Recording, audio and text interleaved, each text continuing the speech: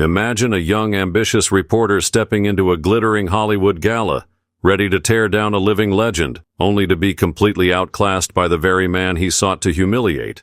Tonight, we dive into the unforgettable moment when Clint Eastwood, with his signature calm and quiet authority, silenced a would-be takedown and reminded everyone why wisdom always prevails over arrogance. Before we begin, please subscribe to our channel, hit the like button, and share in the comments your thoughts on when experience outshines youthful bravado. Now, let's journey into a night of high stakes, raw emotion, and the unexpected power of authenticity. The ballroom at the Beverly Wilshire Hotel was a dazzling display of elegance. Crystal chandeliers hung from the ceiling, casting warm light that danced across gold-trimmed walls. In this refined atmosphere, Hollywood's elite mingled. Guests in designer gowns and tailored suits exchanged guarded smiles, whispered gossip, and practiced laughter that barely masked their ambition. Tonight's gala was held in support of veterans' mental health, a noble cause. But for many it was more about the spectacle, the perfect photo op, the chance to be seen, the relentless pursuit of status. Amid this glittering scene, one man made his entrance without fanfare: Clint Eastwood. At 94 years old, he entered quietly in a perfectly tailored black suit, hands casually tucked into his pockets, exuding an unspoken authority that needed no introduction. Across the room, a young reporter named Brandon Keller watched. Known for his fearless commentary and his sharp, sometimes cutting critiques of Hollywood's old guard, Keller had planned tonight to craft his next big headline. He was convinced he'd corner Eastwood, expose him as an outdated relic unworthy of modern respect. With his phone already recording and his mind set on a dramatic takedown, Keller moved confidently through the crowd, unaware that fate was about to turn his script on its head.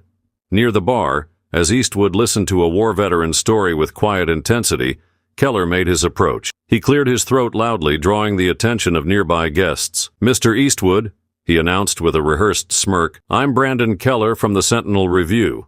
May I ask you a few questions?" Eastwood paused and turned, his eyes briefly assessing the young man before returning to his conversation. Keller, emboldened by the spotlight, stepped closer. "Hollywood's changing," Keller began, his tone laced with a hint of condescension.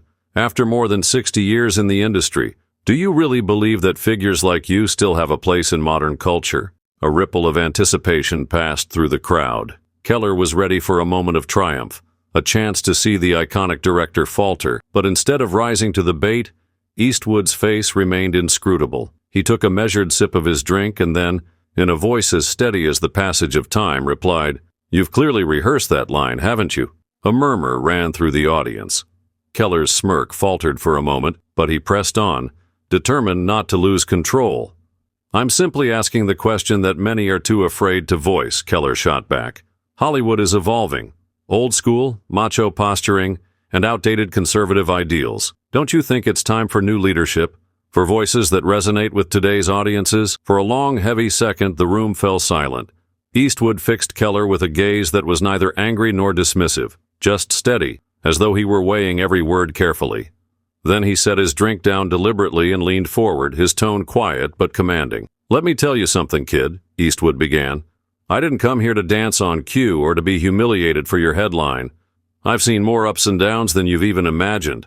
I built my career from the ground up, first as a young man with nothing but a dream and a handful of grit. I've witnessed change, I've made mistakes, and I've learned every step of the way." Keller's eyes widened ever so slightly. The crowd, sensing the shift, leaned in closer. Keller, caught off guard by the depth behind Eastwood's calm delivery, found himself at a crossroads. He'd expected to force the veteran into a corner, to watch him crumble under the pressure of modern scrutiny. Instead, he now faced a man who had weathered the storms of time with unshakable poise. If you're as captivated by this unfolding drama as we are, please hit the like button, drop a comment below on how experience can sometimes outshine ambition, and subscribe for more real-life stories that challenge our perceptions. We want to hear from you. What would you do if you were in Keller's shoes? Taking a deep breath, Eastwood continued, "You see, real change doesn't come from tearing others down. It comes from building on what's already been done, learning from our past mistakes and forging a better path forward. I may be from an earlier era, but the lessons I've learned are timeless. You want to know if I have a place in today's world? Let me ask you this. Would you discard a legacy simply because it doesn't fit your narrative?" Eastwood's words cut through the air, and for a moment, The energy in the room shifted from confrontation to introspection. Keller, clearly expecting an admission of defeat or a stumble in Eastwood's response, was left momentarily speechless. The young reporter, who had aimed to capture a moment of scorn for his viral headline, instead witnessed a masterclass in humility and truth. "Hollywood isn't about erasing the past, Keller," Eastwood said softly, his voice carrying across the silent room. "It's about embracing every part of it, both the triumphs and the failures. What you see as outdated is, in fact, the foundation upon which progress is built. You can criticize and call it old-fashioned, or you can learn from it. That, my friend, is real evolution."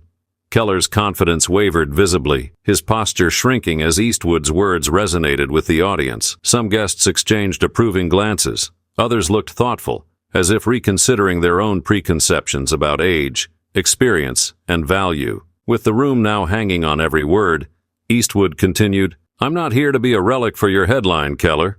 I'm here to remind you, and everyone listening, that wisdom isn't something you can replace with a tweet or a soundbite. It's earned through hard work, perseverance, and yes, even failure." At that moment, a soft cheer emerged from the crowd, a subtle but powerful sign that many appreciated Eastwood's stance. Keller's face reddened, and his grip on his phone tightened. In a final attempt to reclaim his narrative, Keller stammered, "But don't you think that people want something new? That the old ways just don't cut it anymore?" Eastwood gave a slow, measured smile. "Maybe," he replied, "but new doesn't always mean better. It means different, and sometimes those differences are what make us stronger. You're here trying to score a quick victory with flashy words. But lasting change is built on respect. Respect for the lessons of the past and for the people who lived them." The silence deepened as Keller realized that his carefully crafted takedown had been dismantled, piece by piece, by a man who simply refused to play the game of sensationalism. The air in the ballroom felt charged with the truth, quiet, enduring, and undeniable. Slowly, the mood in the ballroom began to transform. Guests who had earlier watched with anticipation now looked on with admiration. A few even applauded softly, as if to honor Eastwood's wisdom rather than the spectacle of the confrontation. Keller, now visibly deflated, took a hesitant step back. He had come expecting to humiliate a legend, but instead found himself on the receiving end of a lesson in integrity. Eastwood, never missing a beat, leaned back in his chair and added, "Listen, kid, if you really want to make a difference, you have to start by listening. Tear people down all you want and you might get a few clicks. But if you build, if you learn, if you try to understand, then maybe you'll find that what really matters isn't who shouts the loudest, it's who has something meaningful to say." The conversation had shifted from confrontation to contemplation. The gala's polished glamour and orchestrated chatter melted away for a moment, replaced by a raw, honest exchange between two very different worlds. So, what do you think? Have you ever been in a situation where your assumptions were challenged? Where a single encounter forced you to rethink everything? Drop your stories in the comments below. We'd love to hear from you. And if you found this story as inspiring as we did, please hit that like button, subscribe to our channel for more insightful narratives, and ring the notification bell so you never miss an update. In the end, this isn't just about a young reporter and a Hollywood icon. It's about the power of humility, the importance of learning from the past, and the value of authentic dialogue. Clint Eastwood didn't need to shout or fight. He simply stood his ground and let his experience speak for itself. Let that be a reminder that sometimes true strength lies in quiet resilience, and that every voice, no matter how old, has something important to say. Thank you for watching, and remember, when we choose to listen rather than judge, we pave the way for a better tomorrow.